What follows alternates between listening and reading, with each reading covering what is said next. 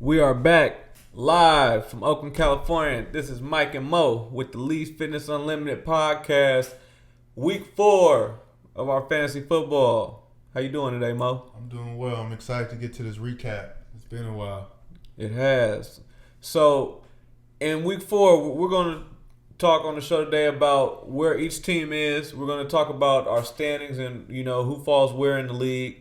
Then we're going to go to our scoreboard where you're going to actually see who won against who and who put up big numbers and who didn't do much of anything. And then lastly, we got a new segment of our show where we're going to actually show the highlight players, the top players of the week. Top 10 recap as well as the scores. Yep, so here we go. In week 4, our standings. So the way that our league is set up is 10 teams, and so it's 5 and 5. You got the East versus the West. So Mo, can you give us a rundown of how our league is set up? All right, so representing our East, we have Boona. His record is 3-1. We have Mike, record is 2-2. Jeremy, who record is 2-2 as well. We have Lewis Arnold, whose record is 1-3. And then finishing up at number 5, we have Justin, whose record is 1-3 as well. Supporting the West, we have Dooley, who's currently undefeated at 4-0. Lukey at a strong 3-1. GQ with 2-2. Myself, Mo, 2-2 as well. And then we have Jonathan, who's has not won a game yet. Jonathan, man, you gotta pick it up, bro. Hey, it's all good though. I appreciate you. For real. So, Mo, as we're in week 4, you've had a full month of fantasy football. How you feeling at this point? I'm enjoying it. Being an athlete, when I was younger, I was really very, very engulfed in the football culture. So I would watch, I would play football on a Friday or Saturday, watch college football on Saturday and Sunday, spend my days watching NFL. But now, since I'm an adult, my priorities change and I don't watch football as much as I used to. So fantasy football has encouraged me to keep up with it a little bit similar to like I used to as a kid. That's cool. That's a lot of reason why I wanted to do this, because from another perspective, we talk about mental health, but one thing that I recognize, like with me and you and my brother and pretty much all my boys that play football, especially that went far enough to play in college, is that we all went through a period when it was all over. That was like a lot of us didn't want to have nothing to do with football. Like it was like a real decompression, but I still feel like it was important to bring everybody back to that as well. Like, I understand you got to have your breathing space, but let's not forget, like, there is something about this that you drew us in for a reason. Yeah, I definitely agree. What I say is just the brotherhood that football gives, or sports, is like that sense of family or community that is really hard to get in the real world like that. Absolutely. And like we were just talking about, it's giving us a reason to link up every week, Keep us consistent, keep Exactly. working on what we need to work on as well, which I enjoy. So it's all good. So back to the standings.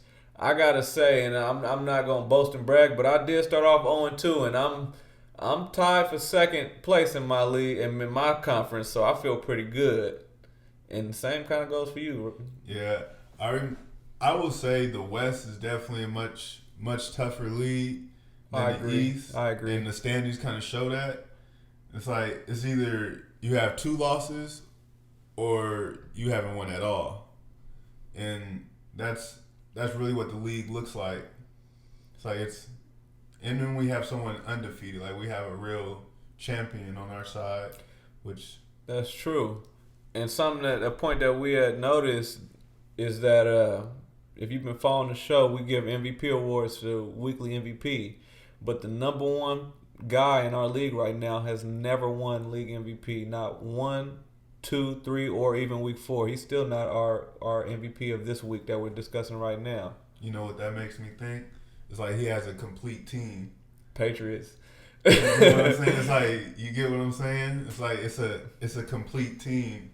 So when one player goes down, someone else makes up for it. Where it's like some of us probably have some superstars where we're kind of betting on them to produce when it's not the same.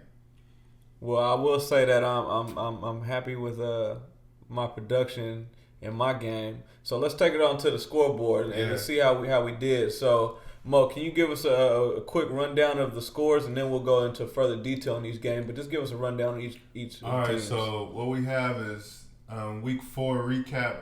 As the scoreboard goes, we have Boona versus GQ. Boona won. We have Jeremy versus Justin. Justin won. We have Mo, myself versus Jonathan. I came out victorious.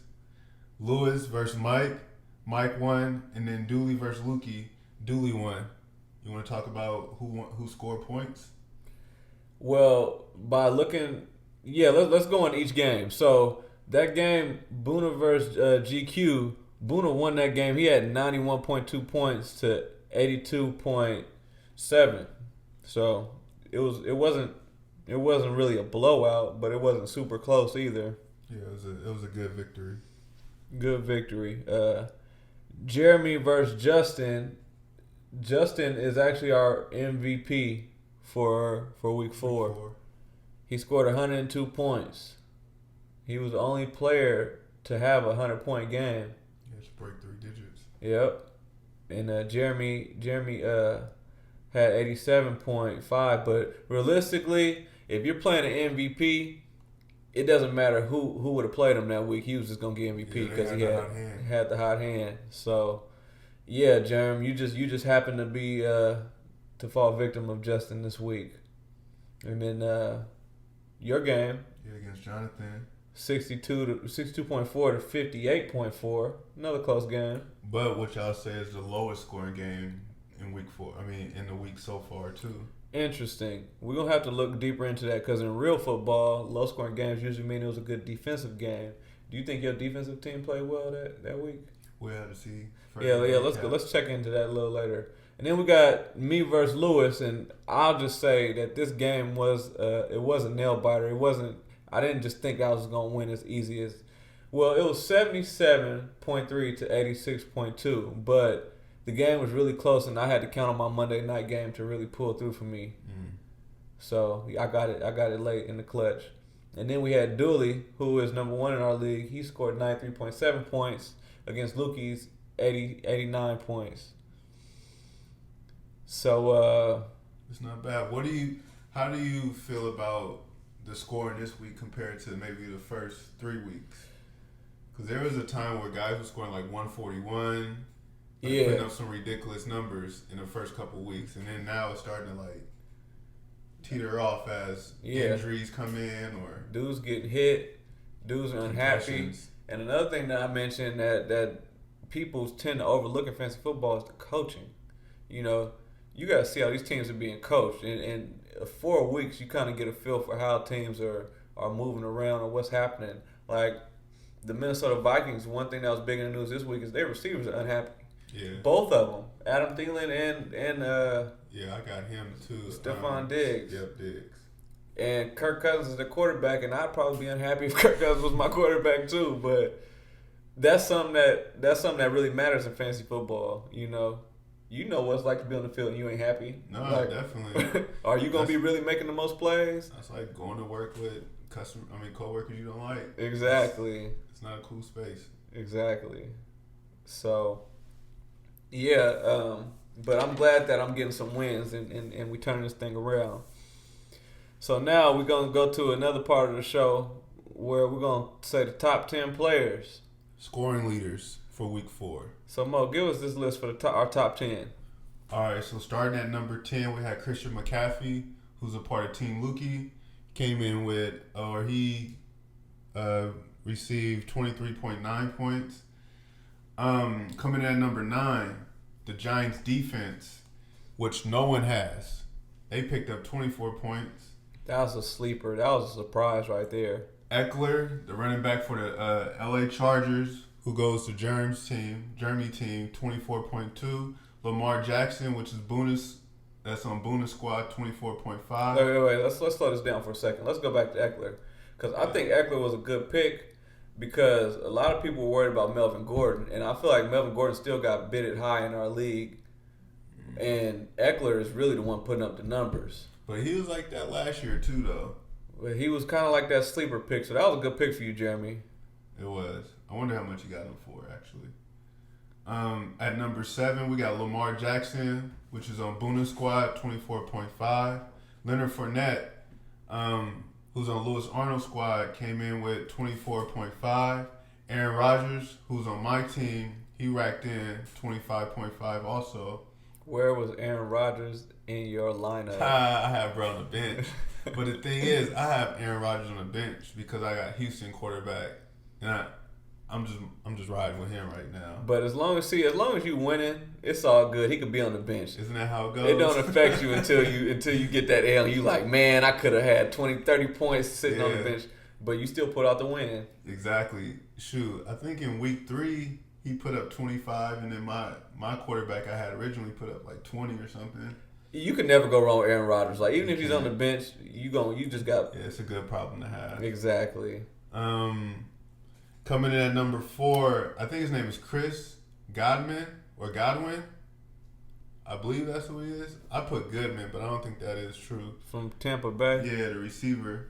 He's on Jeremy's squad. He had 29.2. I had watched that game, and who I was thinking is like Goodwin or Godwin. Hey, that's what's up, Jeremy. You already had 2 players in the top 10. Yeah. But you still didn't win. That's it's like crazy how this points thing right turns there. out. Yeah. That's probably like half the points he made. Mm-hmm. For them two. We had Jameis Winston come in 3rd place with 29.3. No one had him. So Jameis Winston is still a free agent in our league. That's just an announcement. If anybody wants to pick him up, I think I'll still pass on Jameis just because he lost me when he was doing the whole crab thing in college and everything else. Like I couldn't rock with him. I lost all hope when he was eating the W. He did W. When he ate the W, I was like, all right, man. Our priorities are different. At number 2, we got Howard. He on Boona's team. Boona had 2 guys in the top 10 as well with 29.5. And then All-Star Player of the Week, we had Nick Chubbs on that man Dooley squad with 36.3. That's big points right there. That is big. And just how that game played out, you got the Cleveland Browns playing against the Baltimore Ravens. I did not expect the Cleveland Browns running back to be the top scorer. I mean, I don't know if I'm just still caught up in the times that we grew up in, but I just would always expect the Baltimore defense to be solid. Like, even with or without Ray Lewis, I just feel like they always had a good scheme. They always just had a good defense, but maybe that's not the case no more. I don't know. But then again, you have to recognize that the Cleveland Browns have made strides to have a better team. That's also. true. Got to give them credit. Like, they got a quarterback. They got a couple running backs. They have receivers. They got a tight end. They have a defense. They have all the things they need to have to compete. So it's time to start respecting the Cleveland Browns. No, seriously. Or it's like tripping. And then a sleeper too with the Cleveland Browns is the running back that the Chiefs used to have, Hunt. They have Kareem Hunt. Yep. Like, once his suspension is up, what you think the Browns gonna look like? Yeah, for real. Nick Chubb and Kareem Hunt. Yeah. With Odell and Landry. That is a good squad. Man, if they don't go to the playoffs, I don't know. That go back to the coaching. Yeah. So now, our season stats. This is where each team has lined up after our first 4 weeks of the season. Here we go. You can go on that one. So we got Dooley. Dooley is ranked number 1. Total, he's put up 378.9 points. He's not the highest scorer in our league, so it's just how the deck falls. He won all his games though. Boona is sitting in number 2 with 372. He's got a pretty good record. He's 3-1. Correct. Lukey is second to highest. Yeah. He's got 427 points, and I think Luki's also 3-1. I believe so. He's not doing bad. He's doing pretty well. GQ, who is 2-2 right now, he's got 438 points. He has the most. But if you've been following the show, GQ won MVP first 2 weeks in a row. Yeah, he put up big numbers. So yeah, he's definitely. If this was like real football, he would have the number 1 ranked offense in the league. He's putting up the most points. All right, after that, we got Jeremy sitting at 5 with 379 points. And then the bottom half of our league, we got Mo at 6 with 320.5 points. We got Lewis with 333 points. Justin Seals, who is, I think Justin's about 1-3 right now. He's got 314 points. And Jonathan's 0-4 with 314 points. I'm not sure where I fall on this list, but I'm probably somewhere in the middle. You're the one I was missing to write down. I was trying to figure out who was I missing. I'm probably somewhere in the middle. Check and see. Let's see where. Oh, I'm actually in 5th. I got 391 points. 391.6 points. So. Yeah, you in the middle of the pack. Right in the middle, which I'm happy with right now because I started off 0-2. So in 4 weeks, if I could end up back in the middle, that's fine. Yeah. Points allowed. At first, I was kind of like, why does it matter? Because you really not playing defense. But I guess it does. You do pick your defense. So let's go over the points allowed. Dooley had 354 points put up against him so far in this league, but he still managed to win every game. You see, Justin has the most amount of points put up against him, which is 426.7. And that kind of reflects his record because he's 1-3. Jonathan is our only player without a win in this league, but he's like in the pack. He's in the pack when it comes to points allowed. His defense is not giving up the most points. Yeah, it's just his offense probably not putting up just enough. Yeah. Where you at? Where am I at on my defense? I've given up 331 points in the first 4 weeks. Sure, I've given up 407. But I started off with going against GQ, who put up crazy numbers. Yeah, GQ got off to a good start. But if you look at if now we're looking at this, how many division games have you played? So I'm 2-1 in my division. You are 1-2 in your division, but it's good to note that you're in a tough division. Yeah. So it's just kind of how the deck is falling. Jonathan is 0-4, but he's 0-4 in the division. So he's only had games against you guys. You know, you guys have had a pretty good thing going over there on the West. Oh, damn. And then if you look at the home and away, how many games you play on the road compared at home? Yes. And the streak. So Dooley he's 4-0, so he's got a 4-game win streak. The next best streak in the league is Boona. He started off 0-1, but he's been winning ever since. He's on a 3-game win streak. Yeah. What about this is also important to check out, though, the moves.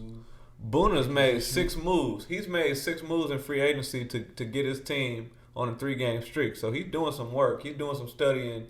And we're going to have to get Boona on this show because it's his son. He know what he's doing. What about Seals?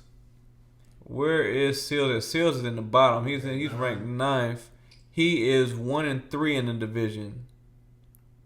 What about his move? Look at his moves. He's on a 1-game win streak, so he did win. He could make something. He's made 11 moves, but he's only won once. So Seals, either you really messing your team up by making these moves, or you just scrambling to make something happen. I don't know. We got to look deeper into this because he could have made a lot of moves in that 1 week that he won. So he probably could have just been like, you know what, let me just clean house.